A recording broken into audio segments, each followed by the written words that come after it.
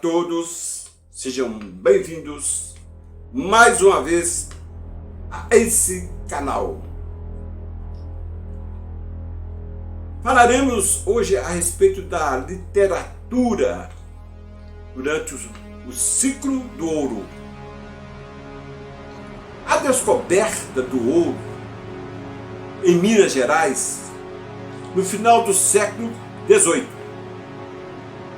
tendo atraído à região uma corrente migratória ávida de riqueza, propiciou o florescimento de uma vida urbana mais intensa e mais democrática em suas bases.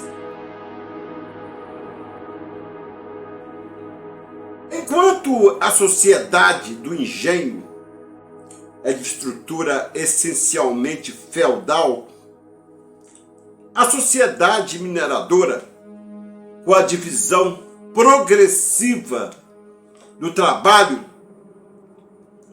o aparecimento de novas profissões e a ativação crescente do comércio, tem perfil mais aberto e liberal. Como bem observa Nelson Werneck Sodré, esboçam-se assim os traços de uma classe média. A guia, evidência e até representação política e dos senhores opõem todos os obstáculos, e ainda uma classe trabalhadora que está distante já do elemento servil. E ainda a classe proprietária, por seu lado, vê-se colocada em progresso progressivo, antafonismo com a coroa, deixando de fornecer-lhe o maciço antigo, deixando de representá-la integralmente no interior, como nos primeiros séculos. Bem, nesse quadro social, desenvolveu-se uma produção literária caracterizada por uma multiplicidade de correntes, ora de olhos postos no modelo europeu, ora já denunciando a ruptura com a metrópole na busca de uma trilha própria. O barroco retardário persiste ainda na primeira metade do século XVIII, criando novo alento no Fausto das festas religiosas mineiras, em que o brilho do ouro e das pedras recém-descobertas ofuscam os olhos e estimula o enlevo barroco, harmonizando-se com a retórica de louvor e a riqueza em pedras, em precisas metáforas e tomeios de estilos. Exemplo disso foi o Triunfo Eucarístico, de autoria de Simão Ferreira Machado, e publicado em 1734 em Lisboa. relato entusiasmado das comemorações realizadas em Vila Rica em 1733, por ocasião do traslado do Santíssimo Sacramento para a matriz de Nossa Senhora do Pilar.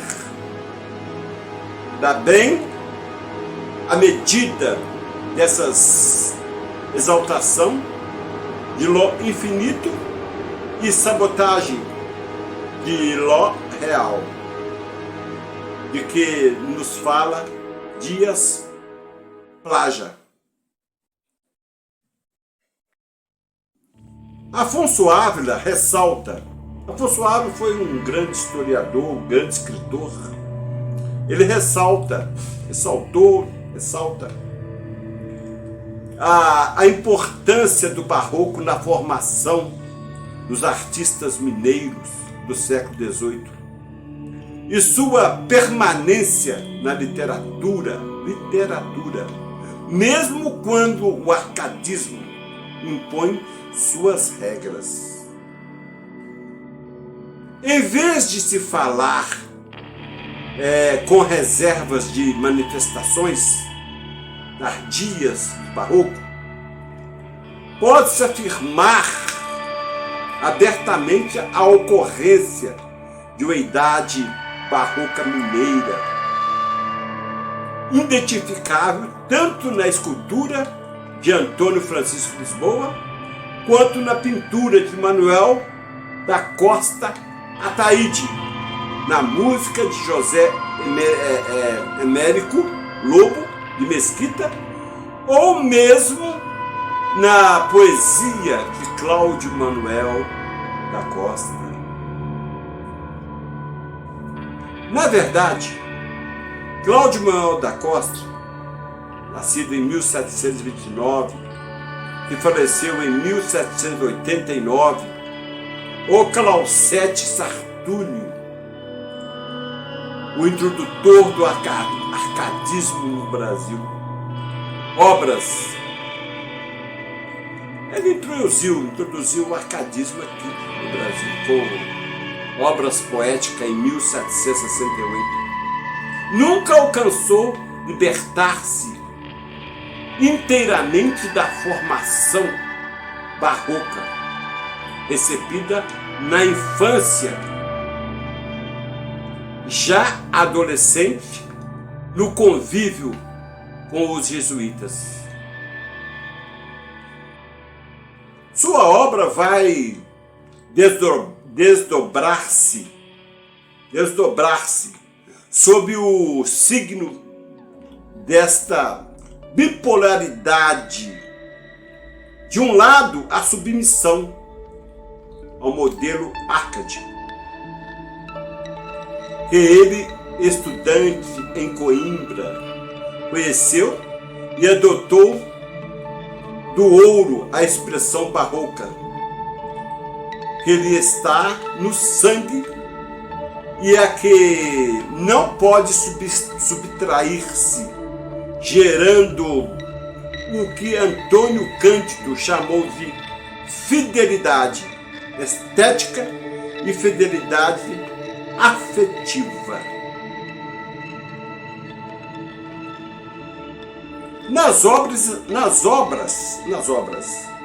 está o que de melhor produziu o poeta, já que os primeiros poemas da juventude, encomásticos, ele de circunstância pagam exagerado tributo a um barroco já gasto, e o Vila Rica, também que foi um poema, né, chamado Vila Rica, que ele escreveu, poema épico, que celebra a fundação da cidade, dividido entre literatura e história. Não mantém nos 10 cantos que os compõem uniformidade de inspiração. Concluído em 1773, o poema Vila Rica foi publicado pela primeira vez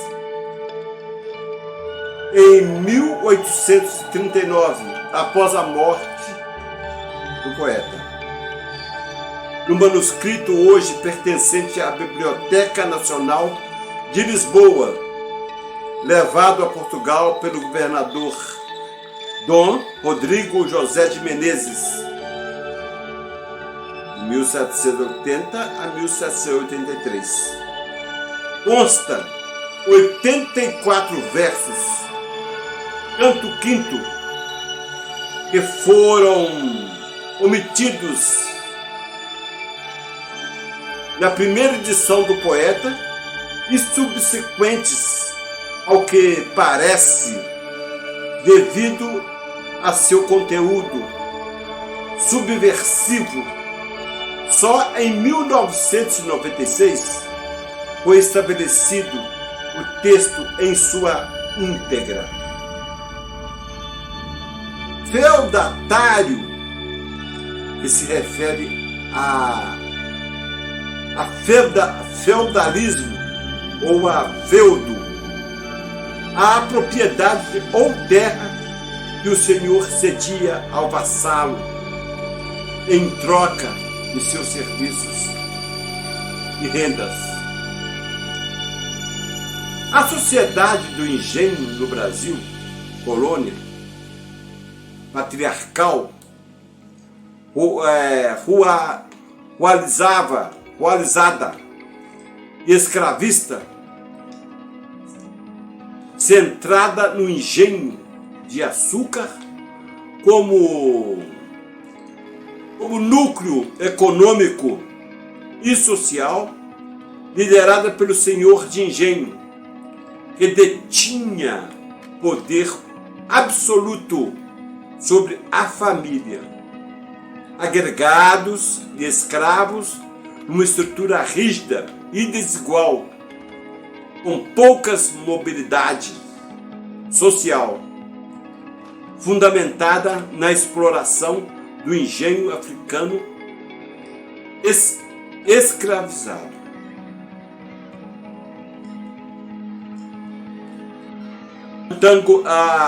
O antagonismo é, portanto, uma experiência de negatividade, uma relação que apresenta o limite de objetividade ou da constituição plena das identidades.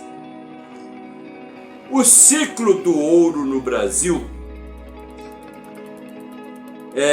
no final do século XVII e século XVIII, coincide com o desenvolvimento do arcadismo ou neoclassicismo na literatura brasileira, que teve seu principal centro de produção na região das Minas Gerais, especialmente em Ouro Preto, antiga Vila Rica e Mariana. Bem, a literatura no Brasil,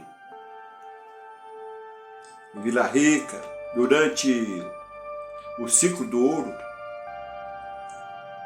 os principais escritores, como Cláudio Manuel da Costa, Tomás Antônio Gonzaga e outros, repercutiu e ficou na história até hoje. Eu falei um pouco sobre esse assunto, a literatura, durante o século do ouro, que eu ainda não tinha colocado, não tinha postado sobre esse assunto, sobre literatura. Literatura. Falei sobre o ciclo do ouro, falei sobre tudo sobre ouro, mas sobre a literatura ainda não tinha dito. Então, ficamos aqui. Se vocês gostaram desse vídeo, escrevam aqui abaixo, façam seus comentários e assistam o vídeo até o seu final.